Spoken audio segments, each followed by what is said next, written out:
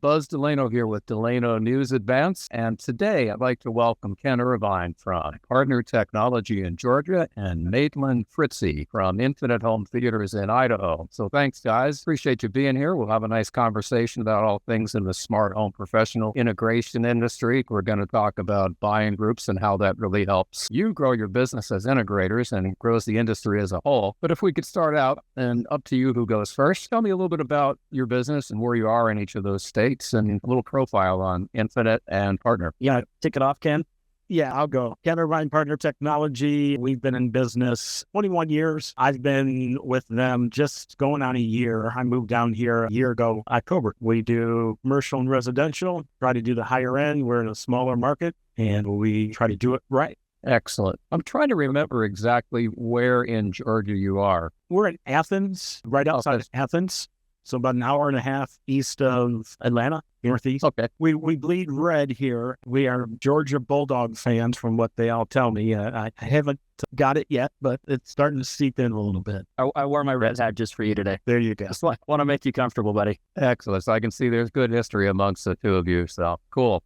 Always. And Maitland, how about you and Infinite? Sure, yeah. So Maitland Fritzley, I'm the owner of Infinite Home Technologies. We're based in southwestern Idaho in the Boise metro area. We have two locations. Our other one's about 100 miles north of us, a little town called McCall. Think of it like Tahoe from the 80s, where it's not super crowded, but still really big, nice houses. We kind of like Ken, this is a smaller market, but we have a good dabbling in a little bit of light commercials, medium residential, and then a McCall office in particular. There's a lot of really high-end luxury residential up there, and then a lot of mix of commercial and alarm work up there as well. That sounds great. How many people do you have in your business, Maitland? How many employees? Oh, perfect. Sorry. Yeah. So we've been in business for 15 years. And right now we're teetering right at about 20 employees across both locations. Cool. And Ken, how about with Partner Technology?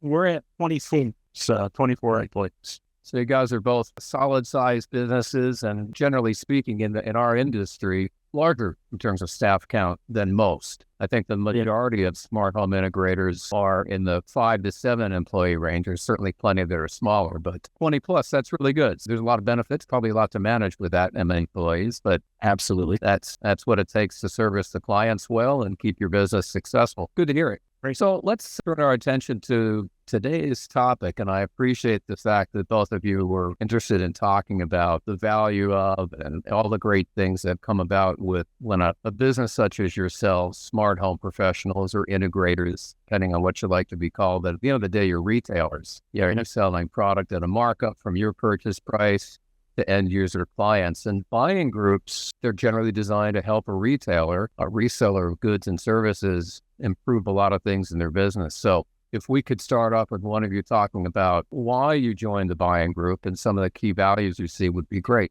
Partner has been affiliated for about 3 years now with HTSA. And prior to that, I was with another organization, and we joined ProSource, I'm going to say 09, 2010, somewhere in that ballpark. It's a way to learn, a way to get better deals, a way to get in front of people. And that's where I met Maitland 10 years ago. It was at a buying group meeting. So happy anniversary. Yeah, right? Yeah, to Ken's point, he was one of the very first people we met. We were the new guys at ProSource Summit. And I think that was one of the things we took away, not knowing what a buying group was, and we'd had some interactions for a number of years where they'd reached out to us and really not understanding what was available and really what it provided. We drug our feet, and that probably year or two that we kind of messed around trying to decide whether or not to join was probably 2 wasted years for solid business growth and opportunity. I said, it was literally in the first couple of days met Ken. We hit it off again, like I said, going on 10 years now. Literally ended up shoulder to shoulder walking the door at Cedia. Had a great time with him, but that was one of the major catalysts to our business going from a small, single mom and pop shop to multi-location, 20 employee business. And I wholeheartedly credit the bulk of that to the relationships and joining a buying group. That's great. Both of you talked about things that are not necessarily just fundamentally based on having a program and a purchasing benefit. That, of course, comes with buying groups. But the fact that both of you talked about values around that in terms of building networks, learning from others, really figuring out how to grow your business. In your case, Maitland, how to grow substantially enough so you could support a second location, everything that comes along with that. And while I would imagine that, sure, you could do some of those things without the advantage of having relationships and education and business learning opportunities from a buying group. I got to imagine that it probably accelerated it and maybe gave you a greater dimension of learning opportunities to prepare yourselves. It definitely gets you on that education mode. Besides, it's a smaller group of people. You get to learn. They break you into smaller groups, even from within a summit or a tech meeting. It's a great way to learn, and you get to share. You got other dealers about the same size, and you can learn from each other of the hiccups and issues that are going on that you may not have other ways of doing that. You wouldn't definitely do that at CDF. It's not that type of learning experience. So yeah, I think it really, the camaraderie that we all have within the buying group and groups, I think over the years, we've kind of blended and learned from each other, and we're fun. So I could agree more with what Ken has to say. It's going in there again, being the new guy and finally understanding, and having the ability to sit at a round table with, at the time, Ken's with the company, been in ProSource for, years and years and years. We're the new guys, and to sit there and learn and stay in touch and learn from Ken, or to go into another group meeting. You might have a guy at $1 million at your table, another guy at $15 million, and a guy that's doing $40 million all at your table. And there's still always something every single one of us can learn from something else, or from someone else in that group. And I think that's really kind of the thing that we talked about initially, Buzz, is having the access to these groups. It's not just about the money savings or shipping policies or whatever you get. It is the entire basket that comes with that. And a lot of it, really, if you're open to leaning in and listening, having a little humility, and just getting out and meeting people. I've been very blessed to be surrounded by a collective group of people throughout my years in ProSource now. And I think for our first 5 or so years in ProSource, we added $1 million a year in revenue back to back to back in those first 5 years. And I fully believe that just came from being all in, investing, wanting to talk to people. And again, that's when you get into those situations, buying group's usually pretty good about pairing you up with people that are not in your market, because when you're not talking to a guy that you compete directly with, you can have the most open, honest, genuine conversation and really kind of get into the weeds. And it's funny, you'll find out there's a guy that might be new to the group that just started, and you're like, hey, you know what? When I was your size, I tried this that actually worked really well. And they might go, oh, that's awesome, I hadn't considered that. Or vice versa. You might have the guy that's at $1 million, the guy that's at 10 million struggling with this thing, and the guy's like, hey, I might be the new guy, but what about this? And suddenly you go, why didn't I think of that? We've been doing it the same way for so long. If it ain't broke, don't fix it. But this guy just made a better mousetrap. So there's just this stuff that comes from those experiences, plus a million more other things that, I'm sure we'll get into. But it's single-handedly, I think, one of the best things you can do for your business. That's pretty cool. My role at buying group meetings over the years with different groups and with different manufacturers that I worked for directly, but mostly in the case of doing consulting for, quite often being a manufacturer or a person that worked for a manufacturer.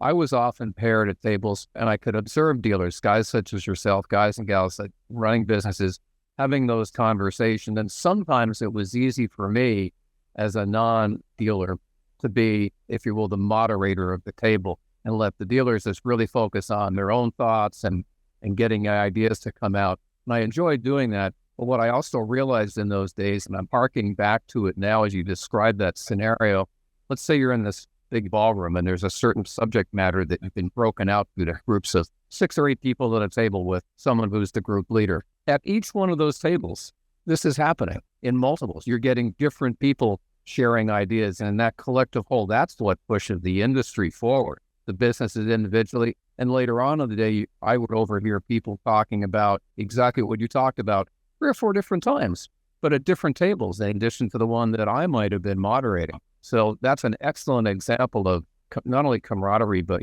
peer-to-peer learning and sharing. And some of the same things get discussed when you're in Boise talking with an integrator in Texas, non-competitive, just as if you're an integrator in Georgia talking with somebody in Michigan.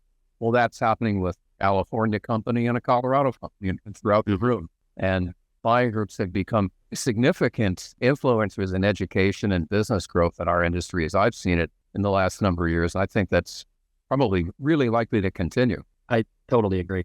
I think the other thing too, that, to kind of summarize that, one of the best terminologies I heard from this is an industry rep friend years ago was, rising tides raise our ships, right? it's a simple metaphor, but that doesn't just have to be me talking to Ken or, in Georgia or you in Florida or wherever. One of my philosophies that's really changed over the years, and I think we all know this industry can have a lot of ego. That's awesome. We're all doing really cool stuff. But if we really strip this thing back, we're all just selling a widget, trying to pay the bills, provide for our families, and hopefully do some really cool stuff in the process. And I think that if we can start to, and this is one thing I've personally been working on locally, is I run into, maybe I'm at a Snap partner store, or an industry event, and I run into other guys locally. I want to champion them also. Like, hey, if you guys ever need anything, don't hesitate to call me. If you're short on the touch screen, I'm happy to help be your guy if and when I can. Because at the end of the day, I might need something down the road. And what it starts to do is just change the dynamic between everybody. Because if we're all going out, we're championing our products, we're championing our business, and championing the industry, and doing this, with the right mindset, then at the end of the day, if I do lose a job to a competitor, it's not about price. It's just simply they thought that they were a better fit for them on that project, and I can sleep well at night knowing that's why. There's nothing I can do to control that, right? And at the end of the day, if more people in my market and nationally and regionally are all saying and talking about the same stuff in the same way, it goes from, well, this guy over here said this, but this guy said this. It got that repetition between integrators and industry partners breeds trust and it breeds consistency, which then makes everybody go, well, if they're all saying it, it must be true. And that's good for everybody.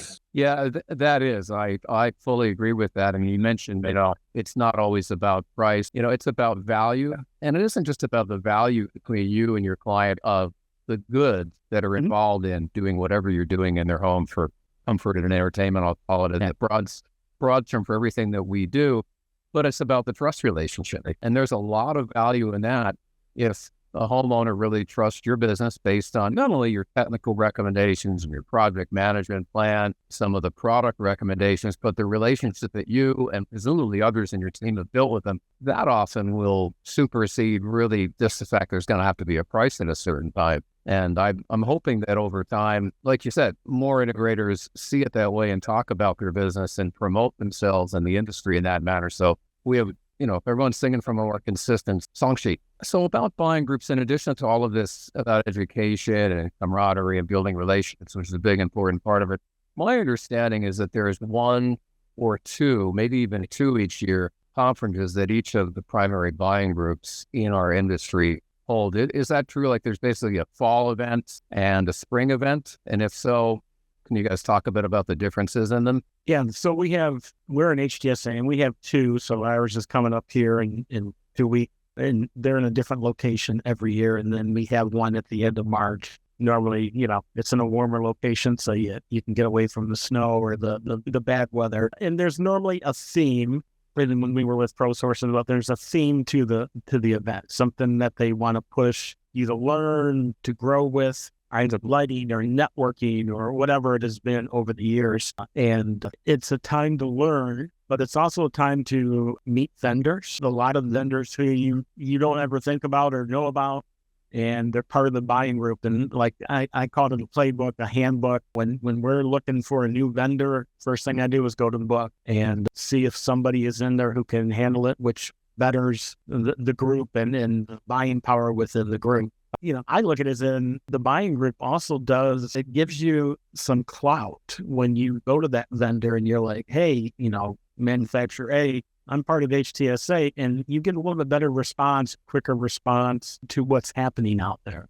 They're willing to talk to you more because you're already vetted. You've already gone through a process to be able to get into a group. And not everybody can get into these groups. Some guys don't want to share. Some guys don't want to give numbers. Some guys, don't want to change products they're doing. It's just a different way of doing stuff. Yeah, you just mentioned something that I think is the bane of humanity, and sometimes, especially in business, you mentioned sometimes guys don't want to share. And of course, that's not limited to just guys not wanting to share, but in the context of the buying group meetings, men and women of the integrators, and even sometimes at trade shows, like some of the regional shows, you see some people that attend but are very quiet and timid and don't engage. And I think that's a missed opportunity. So not only if you decide, okay, you're going to take your business into becoming a member of one of the buying groups, whichever one is right for your business based on certain parameters and qualifying criteria, and they're each a little bit different, but they all present, a high value to their members. You also, not only just being a member, you have to participate. And that doesn't mean, I would imagine, just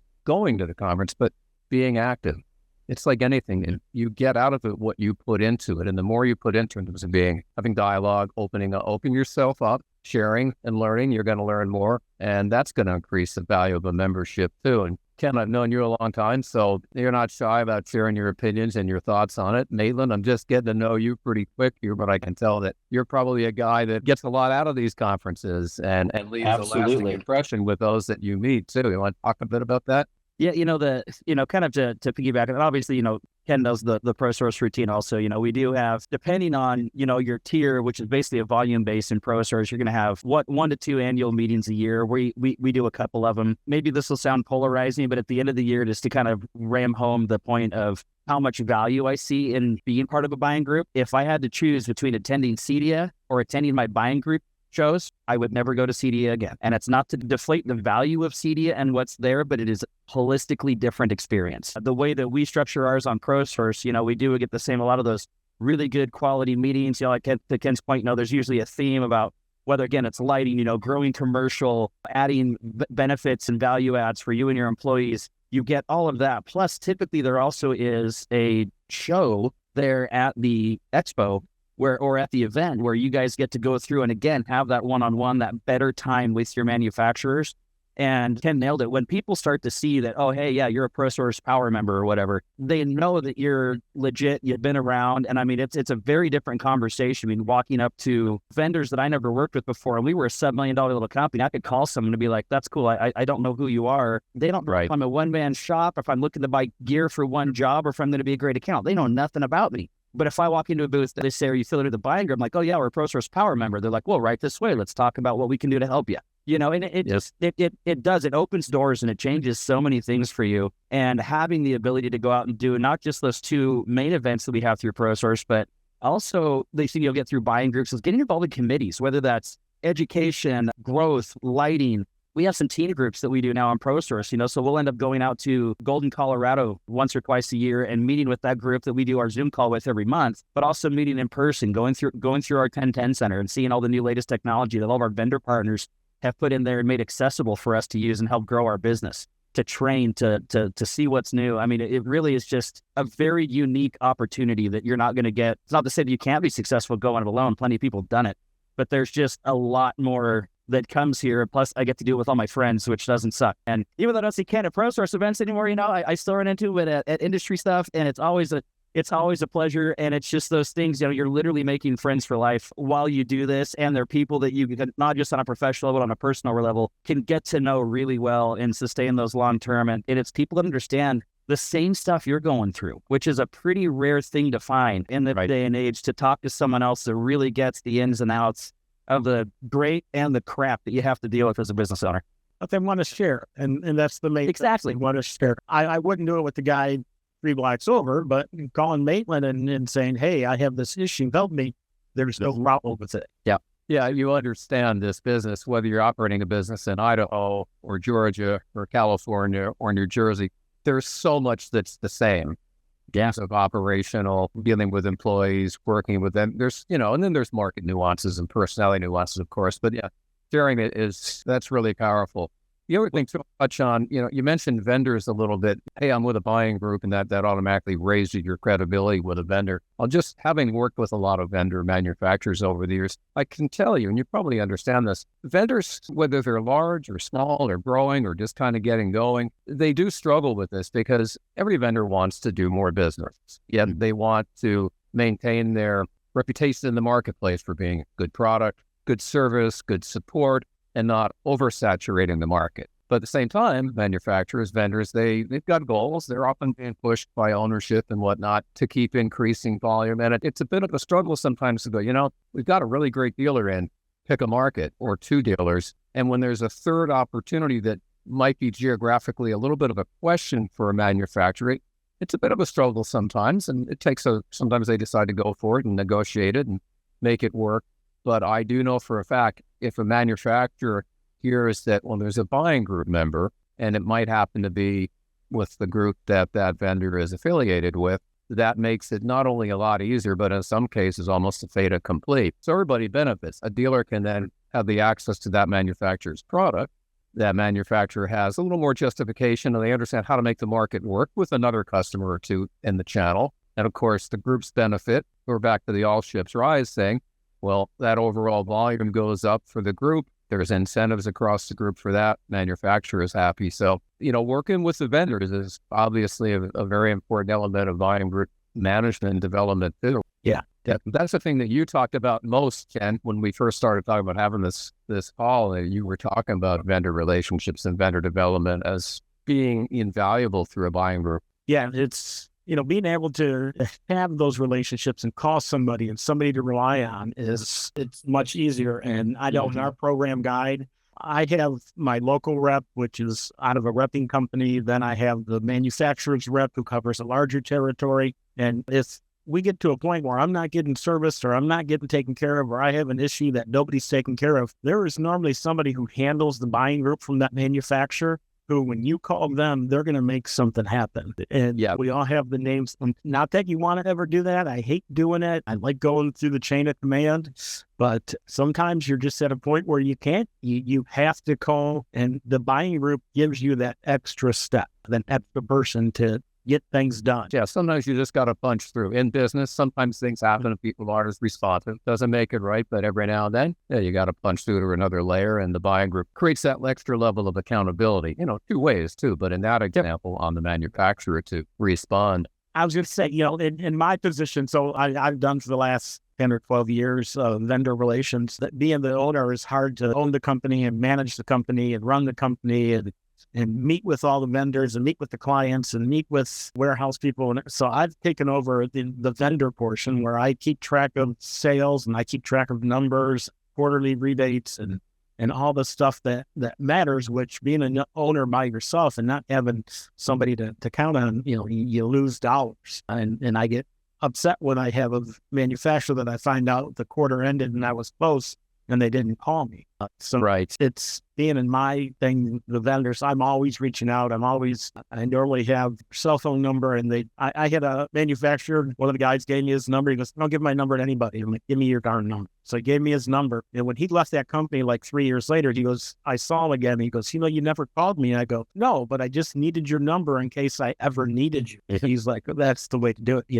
Being part of the group, you get treated better. Right. Yeah, so that's value right there. Just one thing to piggyback on that. And also, because of those relationships, it gives you an opportunity sometimes to also come in and be the hero for someone. Maybe there's someone that did have a bad experience in this industry where their system wasn't working right or things like that. And to Ken's exact point, we're just going to have contacts and doors available that the general run-of-the-mill guy that's just buying from a local distributor is not going to have. To be on a project and have someone say, "Hey, so-and-so is here. We can't get anything to work," whatever the issue might be, and to be like, "Oh, funny enough, I have the vice president of Origin or Clips or whoever you're working with.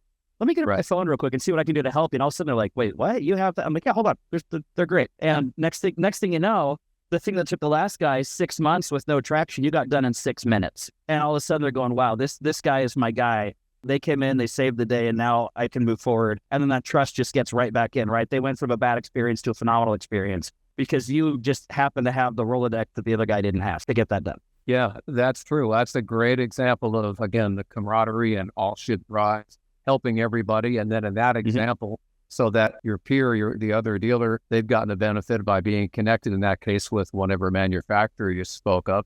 That manufacturer is automatically stoked because, we might be on the verge of another customer. And it's not always as a manufacturer about have more volume. It's like they enjoy the relationship, just like they enjoy the relationship with Ken or with Maitland. Well, if Jason is the guy that you helped out to get in touch with, pick the manufacturer, that manufacturer is stoked to be able to talk to Jason and learn a bit more about their business and figure out, well, how do we work together? Obviously easier if it's in the buying group. If not, there's still opportunities. And what I've seen over the years, that's enthusiasm. Enthusiasm breeds more business too. Right. So working together, generally speaking, does that. I know that in addition to all of this, there are certain, and I know we touched on it a little bit, but I'd like to see if we could get a little bit more specific on education programs or platforms that the buying groups offer. Obviously, I think we touched on the fact sometimes there's product ones, about networking products or lighting and so forth. I know they've got experience centers, either their own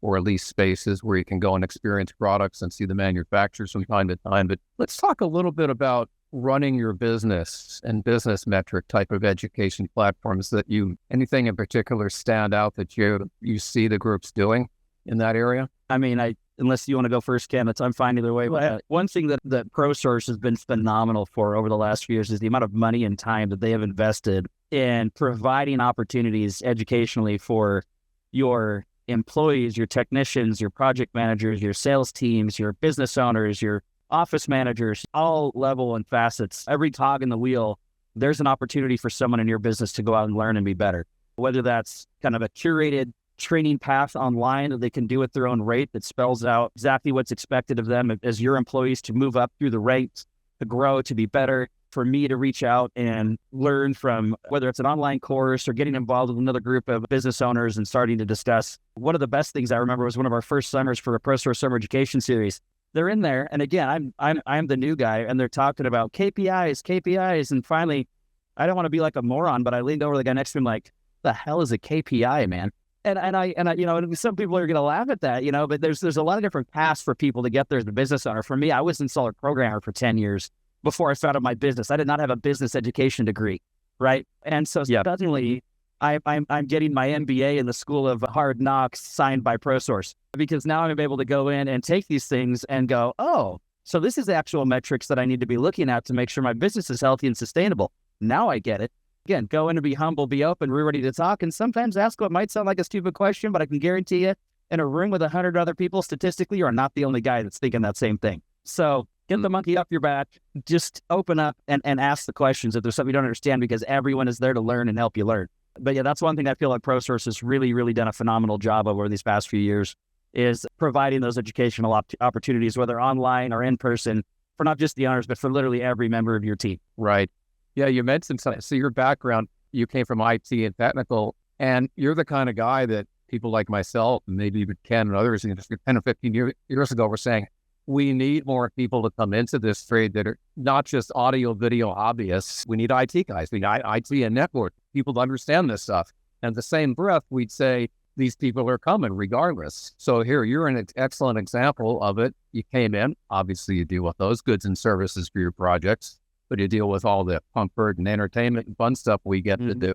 And the fact that you see that and share it within the buying group, even better. Ken, how about your perspective on this kind of topic? We do the business thing as well, but we also do what's called relationship science, which is they do for HTSA to make you understand and be better and learn more. There's programs for the installers. There's programs we had one which was, the procedures and documenting, how to document and make sure you have all your ducks in a row. So when you have to lay somebody off or fire somebody, whatever, you have the documentation so you can't get sued, or there's ways. Right.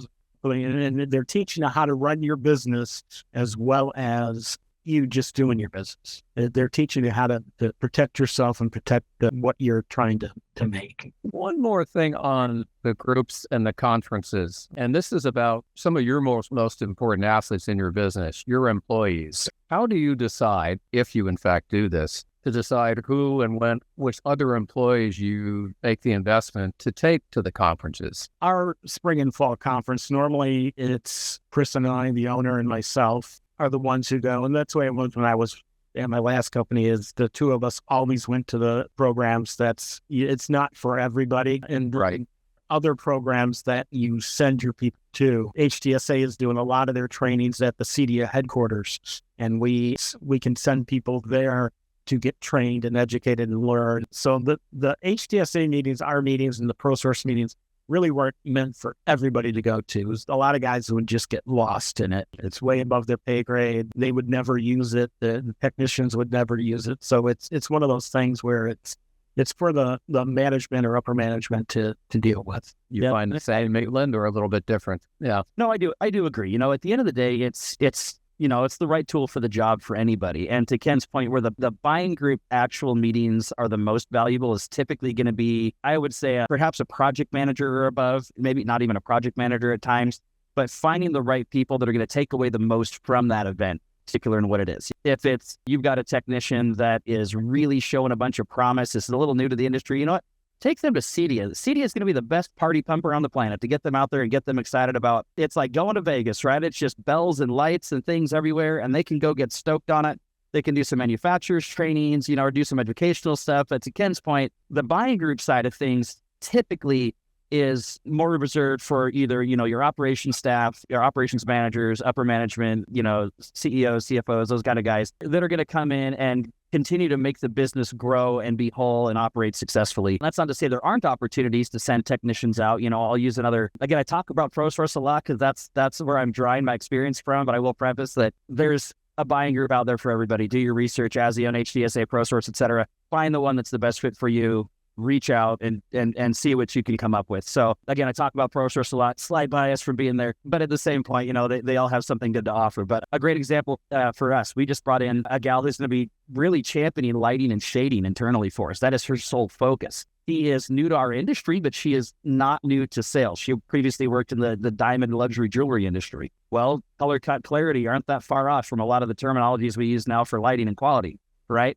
So having the ability to send her out to Golden, Colorado and go through an intensive lighting training, not just with one manufacturer, but multiple manufacturers in the building, the control side, the luminaire manufacturers, the tape light people, everybody in that same place to start educating and training, and then how those interact with the larger control systems, with the shades. There's just so many great opportunities. So just knowing that those exist, you can start to pick and pluck the right people for the right time to maximize their involvement in their education. There's lots of stuff available out there. Well, it sounds like there's a lot of good decisions that you can make in terms of how you engage and how you make sure you get the most value out of the groups. Any other thoughts from either one of you guys before we wrap up today? And I appreciate the time.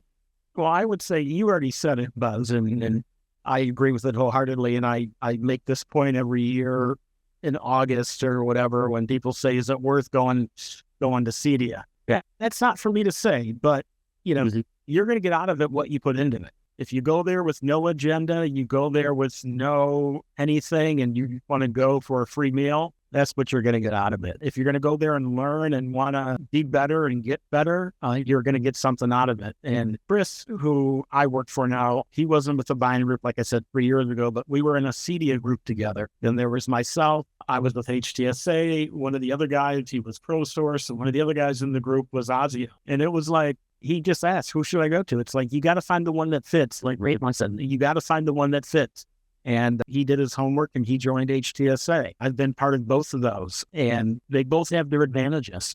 And HTSA in their training, we had Lightapalooza, which they ended up opening up to all buying groups and all people. Yep. Yes. Which is a phenomenal ad that for them to put that out there and dedicate that. I am so grateful that they were willing to open that up to everybody, because I think the industry as a whole needed it, and it makes everybody better, and it champions those brands. So 100%.